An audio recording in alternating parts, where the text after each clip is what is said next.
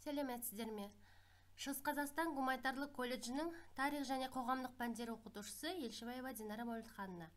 Бүгінгі сабағымыз мәдениеттану пәні бойынша болмақ. Сабақтың тақырыбы халық ауыз әдебиеті мен шешендік өнер.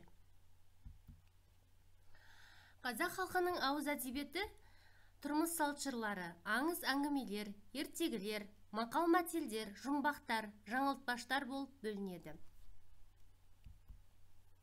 Тұрмыс салт жырлары. Тұрмыс салт жырлары халықтың күнделікті тұрмысына байланысты туған. Түрлері: наурыз жырлары, төрт түрлік малға арналған жырлар тағы басқа болып бөлінеді. Мақал-мәтелдер. Мақал-мәтелдер ауыз әдебиетінің бір түрі, халық даналығының бір көрінісі. Онда аз сөзбен көп мағына береді, қысқа болады. Тақырып: өнер, білім, адамгершілік, еңбек, достық. Мысалы, отан оттандастық, оқу білім бұлағы, білім өмір шырағы. Жаңылтпаштар. Жаңылтпаштар ауыз әдебиетінің бір түрі. Сөздерді ұйқасып келеді де, әр сөз тез айтылады. Сондықтан жаңылтпашты жаңылмай айту керек. Жаңылтпашты мазмұны әртүрлі: достық, бірлік, адамгершілік. Жұмбақтар. Жұмбақтар ауыз әдебиетінің ең ескі түрі. Жұмбақталатын заттар: адамның дене мүшелері, табиғат туралы оқу, білім, ғылым, техника жаңалықтары. Ертегілер. Ертегілер халық ауыз әдебиетінің ең көп тараған түрі. Қазақ ертегілері 3 топқа бөлінеді: қиял ғажайып ертегілер, хайуанаттар туралы ертегілер, тұрмыс салт ертегілері. Енді шешендік өнерге келетін болсақ, шешендік өнерді ғылыми тілде риторика деп атайды. Риторика ғылымының негізін салушылар Протагор және Сократ, Платон болған. Шешендік өнер ең алдымен Грецияда дамыған. Оның астанасы Афина. Солардың ішінде Лисий, Исократ, Демосфен атақты шешендер болған. Шешендік өнер Грециядан кейін Рим мемлекетінде дамыған. Онда Крас, Анатия, Картенция бастаған атақты шешен қолбасшылар болған. Шешендік өнердің ерекшеліктері: ауызда, халық жадында сақталған, авторы халық болып табылады.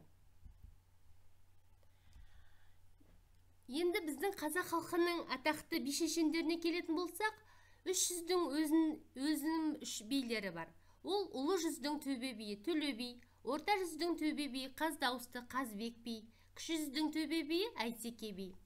Атақты шешендер мемлекет және қоғам қайраткерлері, Тәуке ханның кеңесшілері, жеті жарғы әдет ғұрып заң жинағын шығаруға үлес қосқан билер. Ұлт тәуелсіздігі мен бостандығын, татулық пен бірлігін насихаттаушылар болып табылады. Шешендік сөздер: шешендік арнау, шешендік толғау, шешендік дау болып 3 топқа бөлінеді. Қазақ тілінің түсіндірме сөздігінде шешен ділмәр, тапқыр, ресми жиындарда шығып сөйлеуші немесе оратор деп аталады. Шешенге тән қасиеттер: білімділік, аңғарымпаздық, тілдік қабілеттілік, шыншылдық, жинақылық, сөйлейтін мәселесін анықтай білуі.